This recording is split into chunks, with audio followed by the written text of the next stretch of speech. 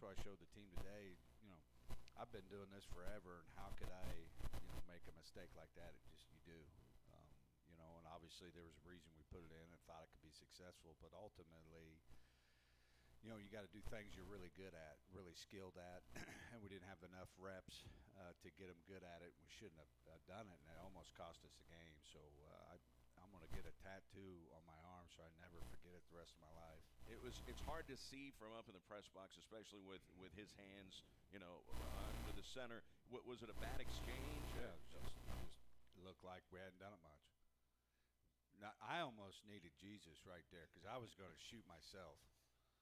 But I don't carry, and I don't even own a gun, so we made it through it, and I was able to rebound myself. I was physically like I fumbled it because I knew we did that Wednesday, and I let that go on. And I was like, man, I just cost our football program a win. But we didn't, so that's why that's why you keep playing. That's why you don't do the math. You don't try to figure out. You just keep coming to work. Of the 5 turnovers in the game, and I say this for what I'm going to say next, 4 of them came from the quarterback. Daniel Santacaterina had 4 of the 5 turnovers himself and still came out and led this team to a win. I've seen him do a lot of awesome things since he's been a Red Hawk. I have never been more impressed with him than on a day that he turned it over 4 times, because you could see him on the sideline pace, and he wanted to get back out there. He continued to lead. He didn't go over in the corner with his head down. He continued to lead and go out there and lead by example. Yeah. I was so impressed. What were your thoughts on what you saw out of your senior quarterback? I agree. It never looked different. He always looked the same, and that's what we got. We always talk about don't react, respond. Reacting is you're caught up in the moment, where responding is where you hit the pause button, get your mind right, and step up is what we call it. And, you can't do anything about the last play. You can only do something about the next play, but it's hard, especially when you turn over a quarterback. That's why he's the most tough person I've ever coached, a quarterback. I mean, he is as mentally tough as it gets. He's gone through so much, and he keeps coming together. And the other good thing is now the teammates turned on him. Defense didn't turn on offense and vice versa, and it was just a really good team win. We made a long field goal. Defense, you had the 4th and 1 stop, and then obviously we had the game-winning drive. So it was, to me, it was a complete game, both offense, defense, and kicking game. I've got to ask you there, on that final touchdown run by Zion Custis, we're up in the press box saying, okay, what they're going to do here, they're going to run it and get it in the center of the field so that Tiller has a perfect shot at a field goal, and Custis broke it. Was that the play, just get it in the center of the field because this is going to be a chip shot? Yep. After they got the penalty, so we got it down there, so now it's just don't screw it up, don't fumble it. But then, I to be honest, the thing that hasn't gotten talked about that I want to bring up is our strength and conditioning program. Coach Zerbach's our new strength and conditioning coach, but yeah, give him a hand. His beard game's average is getting better. Very average. This is only 3 or 4 weeks in, but strong. Yeah, strong to quite strong. My wife, I think she likes to grab a hold of something when we're making out. I don't know. She likes it when I have the beard, but. So anyway, Coach Zerbach's our strength and conditioning coach, and you've watched us play, and you watch us in the 4th quarter, whether it's Tennessee Tech or whether it's EKU. We looked a fresher team. We were more physical in the 4th quarter, and we ran the ball right down there. That's the strength and conditioning program. That's Coach Zerbach. And our players buying into what it takes to win in the 4th quarter, because that's when you got to be at your best. The league's leading rusher came in here on Saturday, Darryl McCleskey, really good running back, and Zion Custis outrushed him. I mean, Zion just had a monster day for you. Really, really happy for him. He had a shoulder and he's missed some games. He's banged up and, did a great job. I think our O-line has been improving and just great to see. That's the thing. I really wanted to get into the O-line because no one or no group on the team, I think, has been challenged as much as you've challenged the offensive line. There were so many clean pockets for Santacaterina on Saturday, weren't there? Yeah, there was. There's way more than there wasn't. We could still continue to get better. But, and I think our offense has done a better job of, about being unselfish. You know, Austin Crump and some of our tight ends are really good players, and we've kept them in to help in protection and stuff like that, and they've really bought into that and has helped in our protection too. So if we give those guys time, you know, whether it's Santa and Christian or Aaron or Z or all those guys, we can make plays out there, but you got to have a good pocket to do it. How about just going through and looking at the offensive line? How did they grade out? Because I mean, this is the number one rushing offense in the league, and you outrushed them on Saturday. I mean, we don't get into grading. Okay. As far as what percentage they grade or whatever, but in my opinion, that was my biggest concern. Like, I thought that was D-line wise was some of the better ones in the league. 44 is a threat, and he got a couple sacks, but they held their own and was able to make plays there. So I think they're getting better. Yeah, for those who don't know, Aaron Patrick, the guy in 44, he is a man, isn't he? Yeah. They've got players. I mean, that's the thing. I mean, they have some really good players. That's a really good defense that you beat on Saturday. Exactly. Statistically, they're the best in the league and top 25 in the nation. Got a lot of length, do a great job recruiting. Coach Elder does a great job. I know him and have known him for quite a while, and he's a defensive guy, and they do a great job. We talk about the offensive linemen. You brought up the tight ends. How tough is Austin Crump? He went out there, and I mean, he's got a foot injury that it has kept him in a boot, right? Yep. And so again, just another example of people stepping up within the program, and I'm so happy that he was able to play. He's got Liz Frank, which is a foot sprain, but played through that. Eric Williams continues to do a nice job. And you look at the way that the wide receiver core and primarily Christian Wilkerson. Chris Rowland is a nice player at Tennessee State. Josh Pearson is he's an All-American wide receiver at Jacksonville State. Nobody can tell me there's a better receiver in this league than Christian Wilkerson. Yeah, I agree. I mean, statistically, right? Statistically, I think you could back that statement up for sure. I'm hoping he's the national player of the week, but we may not be. We're not a very sexy program when you talk about the world and the United States, but people need to take notice of him and the work he's put in even over his career. Have NFL scouts, I mean, are they interested? Yeah, you bet. Yeah, we were having a debate on the radio. I think it's a fun debate, and you say, hey, all of a sudden you look back at Willie Ponder, NFL guy, Paul McRoberts, NFL guy. You can make a debate who is the greatest wide receiver of all time. Christian Wilkerson is right there in the conversation. Yeah, statistically, and I think what things, though, I'm not sure how good a quarterbacks and teams that those other guys have played against. Yeah. So that's the one thing you don't really know. Christian is on a good team the last 2 years, and certainly Santa's a really good quarterback also. How about the defense, Coach? That is 2 consecutive home games against UT Martin and against Eastern Kentucky where your defense pitches a shutout in the second half, and if they don't do that in either of those games, you likely lose. Yeah, did a great job. We got a turnover in the second half we scored on.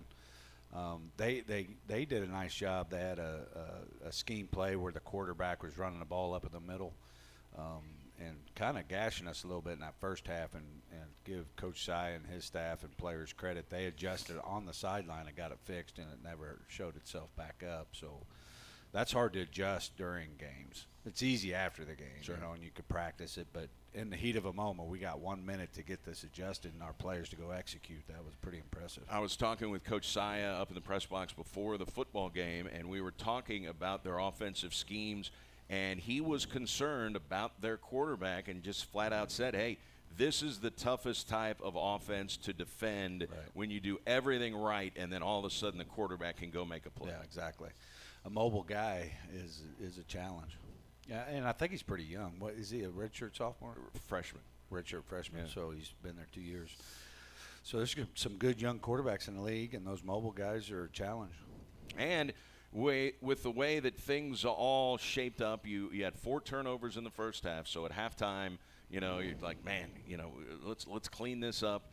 And then the first possession of the second half, they do a nice job pinning you deep. The fumble in the end zone, they fall on it. It's 31-14. What does Coach Tukes say to his team on the sideline in a situation like that? I mean, same thing he says there. It's about the next play. You know, as bad as that was, and makes you can't even watch it. It's so disgusting. But can't do anything about it. You got to move on, and you know the team did. I think that's the problem, though, and certainly what the leaders have got to understand. If I had freaked out on the sideline, what do you think the sideline's going to do? If I start, you know, dog cussing everybody, then everybody loses their mind. That's why you got to have your composure and save the dog cussing for Monday. You have been here. This is year number 6 for you. Go back to year 2. Go back to year 3. Back in some of your early teams. Do they win that football game Saturday? No. And I'd have to hear that's what SEMO always does. You know, it just burns me. You know, that's the thing, you know. We're playing good football. We're a good football team, so when things are bad, we can still win. You know, where before, if you won, everything was going your way type situation in the past. Let me ask you, is it the toughest thing for a coach? I know recruiting is hard and you know, X's and O's and everything. Is the toughest thing to do as a head football coach to turn a losing culture into a winning culture? I'm not talking about winning games. I'm talking about the culture. Yeah. No, and really I didn't realize the power of it. You know, this is my first head coaching job, right? And everywhere I've been, we've just been better than everybody else. You know, we had really good players. You know, we talked about it, but it wasn't that big of a deal. Like, we'd come in and just stomp you. You know, I mean, I've been successful my whole career. We had great players everywhere I've been. Here, you know, the line is just right there. And so, really, what's our edge at SEMO? You know, I'm not going to go out recruit anybody. I'm not going to go out develop anybody in our program. I mean, who we got? We got to have our edge has got to be our culture. And so, 3 years ago is where when I really started majoring in it and trying to get it right. And it's hard. And you think you got it done last year, it don't mean anything. There's, you know, 20 seniors left and 30 newcomers come in. Like, it completely changed over. You got to start all over, do it again, and every year it's different. But it is important. I think that's what it feels like soccer had. Now, this may be uneducated statements because I'm not in their locker rooms a lot, but it feels like soccer has it, volleyball has it, and men and women's basketball is starting. It feels like it's starting to come. You know, men had a great win, and it's good when they have that run and then all of a sudden you win. You know, that's momentum and the things that Coach Ray's been talking about. Hey, we got to play together, and you need that energy and that momentum and that positive vibe from wins to sustain all the work it takes and to validate what you're talking about, winning as a team. And, you know, just happy for those guys. And I think it is important. I think at our level, at the FCS level and the mid-major levels, I think that's what you got to major in. And that's one of the things Coach Ray said after the game yesterday against Purdue-Fort Wayne. They were up 15. Then all of a sudden the Mastodons come back, and they're up 4. What is a Mastodon? Mastodon is it's like a dinosaur elephant. I mean, back in the day, What are we doing? Back in the Ice Age, there were mastodons. Oh, okay. They don't With the tusk? Yeah, they don't really walk the earth anymore. Am I right? Is that right? Okay. They made a movie about that, right? Like a Disney movie? It's a prehistoric type thing. So I got you. Anyway, so they're the Mastodons. But they came all the way back from 15 down, and then they went up 4 late. And Coach Ray, we talked to him after the game, he said last year's team would have splintered right there. And he said this team did not. They stayed together. There's something to be said for that, right? Oh, well, exactly, because ultimately your team grows and matures, and you know the hottest or the strongest steel is from the hottest fire, right? You need adversity, and you need those moments to bring everybody together and to fight through that, because that's the confidence you need to keep the season going. And so happy for them, and hopefully they keep going on. We know who they got next, but just happy. So your offensive coordinator, Jeremy McDowell, Coach, he's done a great job since he's been here, but he's still a young coach. What do you see when you saw some adversity like on the sideline yesterday from a guy like Jeremy McDowell? I mean, he's doing a really good job. The thing that I've learned in hiring people, because this is my first head coaching job, first time I've really hired people in a leadership role. So you bring in a coordinator, and it's not just his schematics and his ability to coach a quarterback. It's his ability to lead his unit, his offensive coaches, and his side of the ball. And I think he's done a really good job through some tough situations. You know, you got 4 new starting linemen, and Crump was hurt, and you got all these. And you're missing the running back we had last year in Quez, and so he's done a really good job. But ultimately, everybody is on the mission of winning. Like, the bottom line is an OVC championship. We got 2 games left, and we take care of business. We're going to have that, and it doesn't matter if it's 99-98 or 1-0. Bottom line is the Red Hawks win. You know, that's what it's all about. How clutch, in your mind, was the 40-yard field goal by Kendrick Tiller? Because you're down 3, it's 40 yards, and let's face it, it was windy, and he's got a crosswind, and as he's looking at the east end zone, it's blowing from his right to left. How tough was that kick? Oh, it was. I looked up, and Coach Martin was telling me he saw the flag, and at first we were feeling pretty good because it was like this, and then all of a sudden it turned. I was like, man, there must have been like some kind of atomic bomb hit SEMO. Like, how does the wind do that in a stadium? Like, it doesn't do that anywhere else. All of a sudden, it just switches. Because we got like a southeast field. You know, normal fields are north and south, and for a reason, because of the wind. But, you know, you could tell on his – but when he walked out there, man, I knew he was like ready. Like, I'm going to go kick this through. Who's the first one to celebrate? Saw a lot of emotion. And it wasn't – it's kind of like this team. Like, we're confident, but we're not cocky. I don't know if you would agree or if you'd tell me your honest opinion online. But, you know, because we're kind of out there and we're dancing and we're all this. But, you know, I just feel like this team's really confident. He's confident. We're confident. But we're not overly confident where you get into the cocky range. Would you agree with that? I would agree. I'm not going to karate chop you. I know you got your girlfriend here. I don't want to do that in front of her. But it's hard to get, though, because that's a fine line. You got all of a sudden, you know, you want to have fun. Hey, we're into this. But then all of a sudden, they're young people, right? And then all of a sudden, we cross over and we're into this stupid zone, the cocky zone, and we can't get there. So you could just tell by Kendrick Tiller going onto the field how confident he was. You've been coaching a long time. How many times have you looked at a kicker before he goes out there and you know he's not making that kick? Oh, yeah. More than I want to admit. Yeah, it's so I had to because that's the thing. It's like a golfer. You know, he spends most of the game watching. Then all of a sudden you're up. We're going to lose the game if you don't make this. Where other players, no pressure though. Yeah, right. Where other players are. So what happens is you spend all this time thinking about that because that drive. I don't know what it started. Maybe 5 minutes. But it was a 10-play, 4-minute. 3-second right. drive. So there's like, let's say there's 5 minutes on the clock. Well, Tiller's watching this whole drive, right?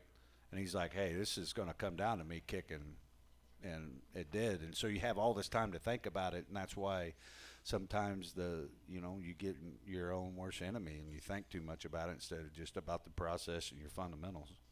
Also talk a little bit about Adam Krause because he's your holder and the long snapping and everything has to go right in a situation like that. And they do a great job, and Krause has come in and held, and he's also was our kicker, and we decided we weren't going to kick it deep, and we were going to settle with the sky kicks we were doing, and did a great job executing. So, you know, from the snap to the hold to the kick, very nice job. You know, sometimes you catch a break. And I think you caught a break. 47 ended up catching one kick, and then he went out of bounds. And I saw them. They were all over him when he got to their sideline. That ball's got to go out of bounds. Right. But sometimes you get a break. Yeah, exactly. And at the end of the game, they killed themselves with that unsportsmanlike penalty. I don't know who your player was that flopped after he got pushed. I mean, he got pushed, obviously, but he went down like a sack of potatoes. That was a great flop. First of all, I was right there, so I had a front row seat to unbelievableness or whatever. If that's a word, I'm sure it's not a word. My wife will remind me it's not. But flops didn't even exist 3 years ago. Like I've never coached flopping or even talked about it, and then now it's like everywhere. And kids watch LeBron flop or whatever, and they're gonna flop, and it worked. So the guy won an Emmy. I mean, feet up, all the way down. Right. As soon as he saw the flag, he popped up and was ready to go. But I'll tell you now, Aaron Alston is really maturing. He's a dog. Like he's really good. But he had a bad penalty at Austin Peay because he got his emotion. He plays like a young person, right? Yep. But now he's playing like a veteran. He never lets him, even though he's playing physical and hard and all this, he never lets his emotions be in control. He's always still in control of his emotions this game, and did a really nice job there. Everything had to go right for you to be able to pull off this comeback and win the game. And part of what went right for your football team, 4 penalties for 42 yards. That's it. Only 4 penalties in the football game. Who knows? If you have 5 penalties, you may not have won the game. No, we definitely did a good job. We had one stupid penalty. Kind of had a late hit on a kickoff. Other than that, really good game. No procedure penalties. They stemmed. We didn't jump off sides, which has been a problem.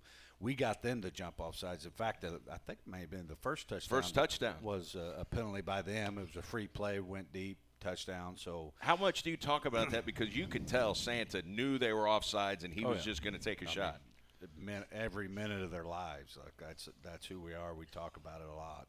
But I mean, you can work on it in practice. If you've got a young, inexperienced quarterback back there, he may not have made a play like Santa made. Yeah. Plus, no one knows we're going to snap it.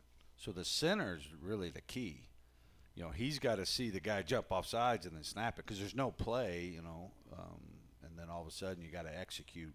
But it's a free play, so why not? Because even if they pick it, you're going to get 5 yards. So do you have a play set up? I mean, was that going to be the play call anyway, or did he just run that play because it's a free play? Here's what we do on free plays. Exactly. So I'll tell you, and the other one penalty that were on it was the 12 on the field. Because he that was the adamant that there were 12 guys on the field. Yeah, the officials weren't. How did you get them? What do you do to make them go look at it? Because I saw you call a timeout. Yeah, I had to. That's something you can challenge. So I had a challenge.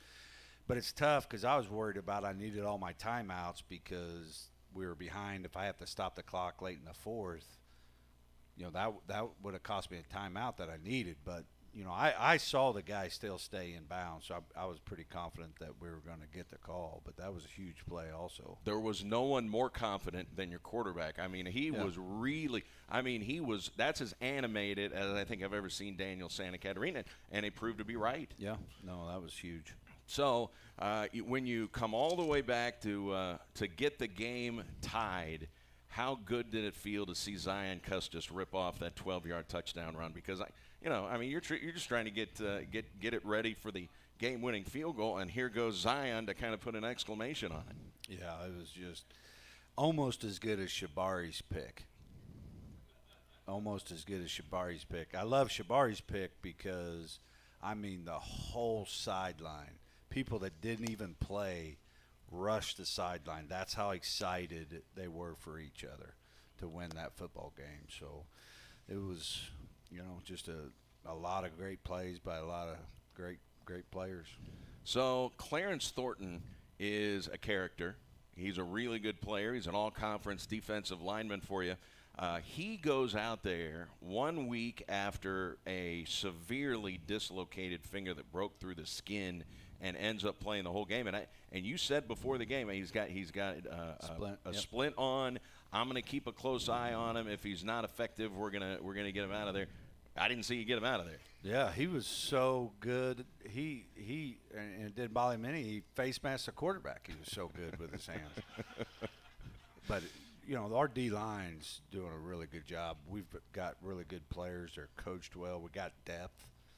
And so I think that's probably our biggest reason, Clarence and those other guys, for our defensive success this year. And Sunday morning, the first thing I did when I when I grab my phone, I always get on Twitter, just kind of see what's going on. You know, it's an NFL Sunday, kind of seeing what's going on in the world of sports. And the very first tweet I see is from Clarence Thornton, because I follow him on Twitter, and this is all it said: "We don't lose at Hauk."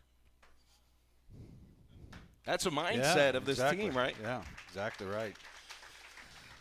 Yeah, I mean, I guess I've never really thought about it and when it started or when's the last time we lost or whatever. 2017 was the last time you lost a home game. Gotcha. So.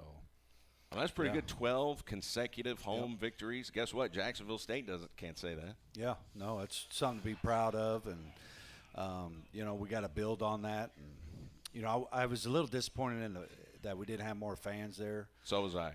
You know, at the end of the day, you know, that's not why I coach, and that's not why the players play. So if you don't come, you're not hurting our feelings.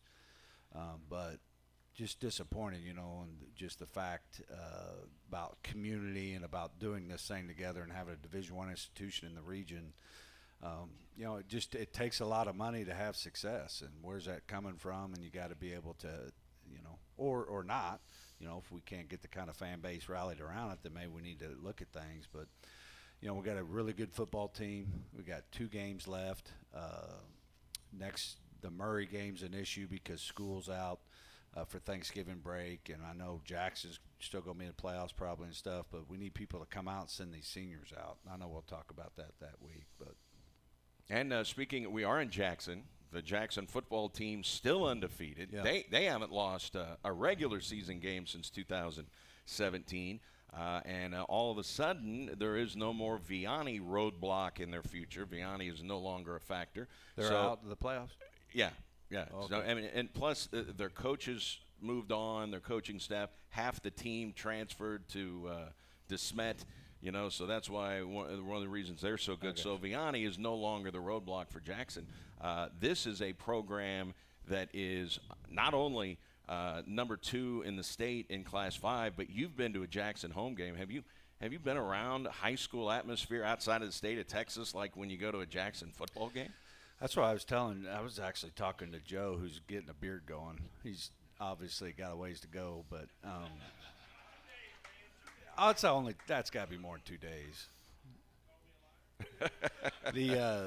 The sense of community, man. I see it. I've been to football games about every state in America, but you could just tell when you go to a football game what the sense of community is in that town, and everybody supports the school. And unfortunately, it's just not like that anymore the way it is. I mean, there's probably 25 programs in the state of Missouri that has what Jackson has, to be honest.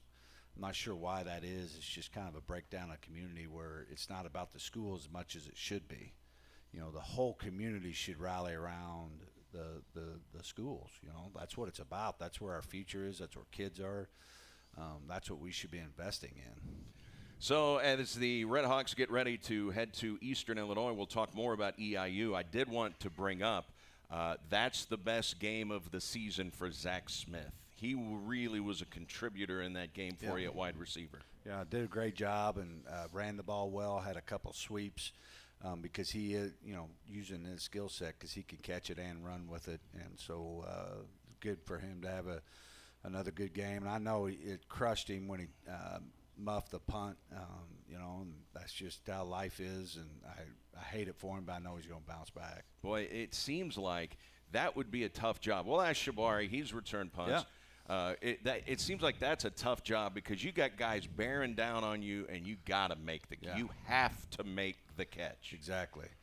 That'd be good question for him. I have a feeling, you know, that one thing about Shabari now, he's got some confidence. I don't know if you saw the picture of the pick at the end of the game, the Hail Mary by them, and he jumps and he's in front. He's got a 42-inch vertical. He's one of the best athletes, other than his girlfriend. I think his girlfriend's faster than him. But Shabari's one of the best athletes on the team. He's fast. He's got a great vertical. He was a high school option quarterback, played for a good friend of mine at Garden City, Jeff Sims, and won a national title there. And I don't know what the whole roster thing. He's actually a junior, so he's got one more year with us. So that's even. Well, they got better. him listed as a senior. That's good news. And what happened was he ended up getting a 6th year because of an injury back in Garden City. So we're going to have him one more year. He's going to have his degree. I think he was on the honor roll last semester. He's the best barber, from what I understand. The He's best barber. Yep. Really? And then when all the old people told us we couldn't bring our speaker, you know how they passed a rule where we can't have a speaker on the sideline anymore? Did they? I did not know they did that. Okay, they did. So we can't do that. So he's a good rapper. So he actually leads on the away games. He's our it's a party guy. So that's his. Everybody's got roles. You got to sign off on your role. I can't do his role. He can't do my role. He's got a job to do. He's got to get it on. So you have to ask about that too. So did someone complain, and that's why you can't take your speaker to play your fourth quarter music? I think it's just best not to go there because I'm a little salty about it as it is, and I could get in trouble. Okay. My boss is here too, so it's best to just leave it lay. Leave it to lay. That's exactly what we'll do. And tell us about recruiting Shabari Davis. Well, Coach Saya recruited Shabari, recruited the junior colleges, and went out and watched him play. Just loved everything about him. Coach Sims, who was his head football coach, I've had a relationship for 10 to 15 years. He's now the head coach at Missouri Southern. Just loves the kid, and that's all I need. Because if you like Jeff Sims, you're going to love it here. Because this guy's pretty rough, but if you make it through him, man, you are something, and that's who he is. And he loves Coach Sims. So he's a tough coach, is what you're saying. Yeah, and good coach. But he is tough. Not everybody can play for him. We'll talk with Shabari Davis. When we come back, let's take a timeout. Don't forget, Red Hawks will play. It is a noon kickoff on Saturday in Charleston against the Eastern Illinois University Panthers. Shabari Davis joins us from Wings, etc. It's the Coaches Show on SEMO ESPN. The sports bar, Wings, etc. and Cape and Jackson beg to differ. They take their sports bar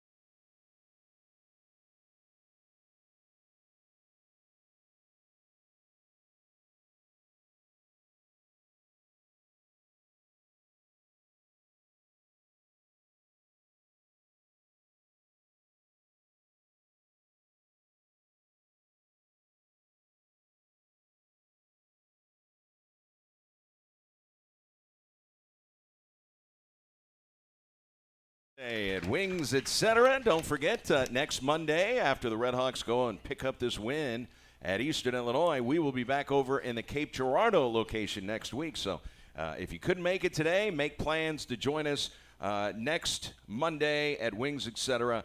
over in Cape Girardeau. Shabari Davis, who we now know gets a 6th year of eligibility, Red Hawks cornerback, joining us here on the Coaches Show. What was on the menu? Have you already eaten? Did you order? What are you getting? Yes, sir. I had 16 boneless wings, and it was awesome. Okay, now what flavor? Hot and mild. Okay, so both. Yes, sir. All right, I'm a hot wing guy. What'd your girlfriend get? She got corn dogs. Trying to eat pretty. She don't want to eat messy in front of everybody. That's what she got now. Didn't want to get messy. I don't blame her. All right, how fun was that game on Saturday? Now you iced it. You iced it with the interception on the Hail Mary at the end of the game. Sir. How fun was it to play in a game like that? I mean, it was pretty intense with us being down, but with how Coach Tu said, I mean, we've been in plenty of spots like that before. We was down 14 against Stony Brook last year at halftime. We came back and got the job done. So it was basically like we've been here before. We're not gonna keep our heads down and any of that. We're just gonna go out there, do us, and get the job done. So, I mean, we weren't really worried a lot. We just was basically just having fun doing us and coming home with the win. So, as you look up at the scoreboard, all of a sudden you're down 31-14. What was the chatter like in the huddle, and what was the chatter like on the sideline? I mean, basically, you could just hear everybody basically saying the same thing, like, man, come on, we got to get right now. We know what to do. We just got to come with it. Boy, this defense, Shabari, has just been outstanding. Yes, you got to sir. take some pride, man. I mean, we're talking back-to-back home games, second-half shutouts. How much pride do you guys take in that? I mean, at practice Monday, Tuesday, Wednesday, Thursday, Coach Si put emphasis on fast and physical and running to the ball. So, I mean, them the main things right there. You do all that, then you gonna come with a win. So, as a cornerback, it's fun to get the interceptions or to make the pass breakup. Yes, sir. How fun is it to go in and actually have to help out tackling some of these big running backs like that? Alonzo Booth. Yeah, he's pretty big. 250 pounds. What's it like trying to tackle a guy like that? I mean, you just can't have no fear with how Coach Si we do tackle takeaways. So with big guys like that, you just got to go low, wrap up on them, wrap and roll. So we do that very well. So that's all we had to do. All right, take me into the defensive side of the football. It's 4th and 1. They've got the league's leading rusher in Darryl McCleskey. You know you have to get this stop on 4th and 1 or you may not win the football game. What was that like? What was the chatter like? What was the call from Coach Saya? Did you guys guess right exactly what they were going to do? Yes, sir. We just know with situations like that, most likely you're going to have a drive for 5 type of situation. What that is, they're going to bring their team, you bring yours, and whoever the baddest out the situation. So basically 4th and 1, that's a short yardage. So we just have to drive them back. And we actually did that. Mike, Jonte, and Lawrence, they had got a hold of the running back and just drove him back. And we do that on practice and tackle takeaways. So it wasn't nothing new. Boy, that was such a big stop in the football Yes, game. sir. Allowed you to get the football back. So who chatters the most on your team on the field during a game? Who is talking the most? I say on defense, probably D-line. Probably D-line when they get the job done. Well, They just keep high intensity the whole game. Now explain to people, if they're watching the game, how much it helps you, how much it helps the linebackers when that defensive line is as dominant as it has been. First of all, you won't have to do that much in the run game. So, I mean, everybody ain't fit for that. So they stopped the run game. So we actually get happy because ball in the air more. So chance for us to make plays on the ball, get interceptions, PBUs, and stuff like that. So that'd be good for the DBs because we would want the team to pass more. And for anybody that doesn't know PBU, that's a pass breakup. Yes, sir. So you've been very good at that. So you're from Garden City, Georgia. Yes, sir. And you ended up going to Garden City Community College in Kansas. So you're from Georgia. Did you grow up a Georgia Bulldog fan? No, sir, Alabama. Alabama. Yes, sir. Boy, so that must have hurt Saturday when they lost to LSU. Yes, sir. Hurt big. All right, roll Tide, right? Tell us about playing at Garden City Community College. Coach Tuke was talking up your Yes, sir. JUCO coach. I mean, it was a pretty different experience because coming from high school, you the best player on the team. I'm playing every position, and then when I went there, it's like everybody just good. You got drop downs on your team. You got 5-star, 4-star recruits. I mean, I ain't had no star out of high school, so I mean, just going there and seeing all them people, I'm like, man. Everybody here going to the NFL, I'm like, man. Just everybody there was just good. So Coach Tuke is talking about. I mean, you're on a roster with a lot of tremendous athletes, and Yes, sir. he's talking like you could be as good an athlete as there is on this roster. Have you always been the most athletic guy everywhere you played? Yes, sir. Growing up, I mean, I played every sport you can name: track, baseball, football, basketball. I mean, I was in the sports a lot, so I mean that helped me get versatile with other things too. So, All right. So if you've got this 42-inch vertical, who can dunk the best on the football team? We need to know that. looking at them. So if we had a dunk contest, there's no question you're walking sir. away with the title. Yes, sir. So tell us about playing basketball. To be honest, I actually was gonna go to college, the East Georgia, to play basketball at high school because my high school we weren't that good in football, and then the area saying a lot of people didn't get recruited. I'm actually the first person to go to college, Division I, in like 8 years out of my high school. So we don't get recruited that much, and the coaches they don't really help you that much get in college. So I mean, I was pretty good in basketball. Everybody thought I was gonna go play basketball in school. But I actually got the call from my JUCO like the last week of school, and I was finna sign to go JUCO to play basketball. But then when I got that call for football, I was just overwhelmed because that's what I really wanted to play. I didn't want to play basketball. Are you good? Yes, sir. So we know you'd win a dunk contest. Who's the best basketball player on the football team? Looking at him. All right. Yes, sir. So you guys, I mean, you go to the rec center and play some pickup Yes, games? sir. During the summer, but as we get into the season, we don't be playing basketball no more. We don't want to get injured. So you ever run some pickup games with some of the basketball team members? Like during the spring we did like last year, but during the summer and season we don't. Do you get a chance to go to many basketball games? Yes, sir. Now, I love it when Coach Tuke, there's always at least one game when Coach Tuke has the entire, I know the football team is there. I remember a couple of years ago against Murray State where they ended up missing some free throws at the end of the game, and I totally credit the football team because they were all under the goal doing this, and the guy steps we got up. some pretty crazy people. And he missed both of them, and SEMO ended up winning the game in overtime. So you knock off Eastern Kentucky. Now I'm sure you guys are can smell it, and no one wants to talk about 2 games down the road. Yes, and I sir. know you just want to think about Eastern Illinois, but it's got to creep into your mind. Hey, we have a chance here to do something that only one team has ever done at SEMO, the 2010 team. Win an OVC football championship. Yes, sir. I mean, with knowing who we are, we just take it day by day. I mean, like with the culture, we just know if we do what we have to do, get the job done, we're going to come out with an OVC title. So 2 more games. It's Eastern Illinois, and then it's home against Murray State. Now, you were a quarterback in high school. Tell us Yes, about sir. your days as a signal caller. I mean, I miss those days. I mean, just touching the ball every play, taking control of the offense and the team. I mean, I miss those days. So were you how good of a passer were you, or was it a run-oriented offense, or what kind of offense I was a did pretty you run? good passer, but mostly running, but I was a pretty good passer as well. So did you have more fun in high school playing quarterback or cornerback? I'll say cornerback. So defense. Yeah. All right, tell us about, because people see, hey, junior college, now it's Division I. How much different is it playing junior college football versus playing D1 football? The main difference is I'll say the competition.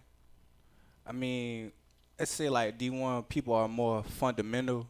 JUCO people mostly everybody just go out there and just go off their ability, most people. But with D1, people be more fundamental, so you can't use your technique all the time. You can't use your ability all the time. You have to like really use your technique sometimes, because you just can't go out there think you just gonna run fast and be able to just score a touchdown and just stop another fast receiver. It comes with technique as well. Do you ever have to try and guard Christian Wilkerson in practice? Yes, sir. How tough is that guy? It'd be pretty tough, but he get his and I get mine. Have you ever played with a better wide receiver than Christian Wilkerson at any sir. level? By far the best. Boy, and By far. The thing you also hear about him, I mean, it's one thing to have talent, but it's another. How hard do you work? And we hear, man, he is a hard worker. One thing about that, though, it's good you asked that question. Like, I watch him during the off season. He'll be out there on the practice field in the cold. He'll be in the weight room, in the rec center. I see him on days like that. We go play basketball. He'll be lifting weights, or he'll be out on the field doing cone drills and stuff. And I don't think nobody on the team worked as hard as him on the off season, because I like visually seeing him put in good work. See, that's what people see Saturday. Yeah. And they see him make these plays. They don't see how hard you have to work to be as good as he is. Yes, sir. He worked pretty hard. So you're teammates with Al Young. Yes, sir. And you guys play the same position. Yes, and sir. of course, he's a legend around these parts from Cape Girardeau sir. Central. I know it's got to be disappointing for him to get injured, but the Yeah. cool thing is you're going to be able to play with him again next year. Yes, sir. That me and him at corner. That gonna be pretty good. Tremendous athlete. I was just going to say, you talk about good athletes. He's got to be in the conversation, right? I mean, that Yes, guy sir. is really athletic. Most definitely. All He's a right. good basketball player too, but he ain't like me. No, I was going to say, when you talk about basketball, I've seen him play basketball. Yeah. I've broadcast some of his games when they play that Christmas tournament over at the Show Me Center. I mean, Yeah. he's a baller. Yes, sir. All right, as you get ready to go to Eastern Illinois, what's the mindset here as you know that the season is winding down and your goals are still in front of you and you're getting ready to head to EIU? We just got to stay strong and finish out strong. We just can't let our mind get focused on the title. Just got to get focused on going day by day and getting good preparation for EIU. We don't want to lose focus that way. Just, man, we got to get this ring. We got to get this ring. We just got to focus on practice Monday, Tuesday, Wednesday so we could beat EIU. Now, Coach Took was talking up your barber skills. Yes, sir. Tell us a little bit about that. I actually started cutting my own hair when I was in 7th grade, but I didn't start cutting other people's hair until I got to JUCO college. It was like in the summer, I mean, it wasn't no barbershop in the town. I mean, Garden City pretty small. So everybody's head was just looking terrible. So I'm like, I could cut hair, so I'm going to just try to practice on other people. And, I mean, I was doing pretty decent, but I got better over the years. So is that something you want to do in the future, have your own barbershop Yes, or sir, something? most definitely. All right, you got a name for it picked out? No, sir, not yet. All right, maybe you and your girlfriend can come up with a snappy name here. Yes, sir. How many guys on the team's hair do you cut? Almost all of them. Really? Yes, sir. They give you any scratch? I mean, you No, get sir, anything for it? just learning for now. All right. So how do we get an appointment? Just hit me up whenever right. whenever you need a haircut. Where do we? Are you on Twitter? Yes, sir. Where do we find you on Twitter? Athlete of the year. Athlete of the Year. Yes, sir. Says a lot. All right. The most humble player on the Red Hawks roster, Shabari Davis. Pleasure to have you, man. Best Thank of luck. We'll see you in Charleston Saturday. Yes, sir. Shabari Davis, good stuff. We'll take a timeout. We'll talk it over with Coach Took. Talk about the EIU Panthers. You're listening to the Red Hawks Coaches Show from Wings on SEMO ESPN.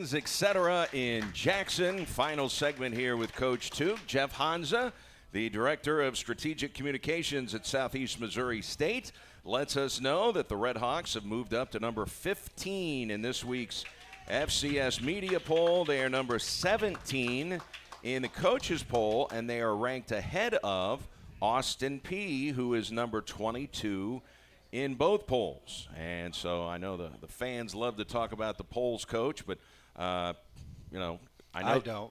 I know what I want to talk about. I want to talk about Veterans Day. All right.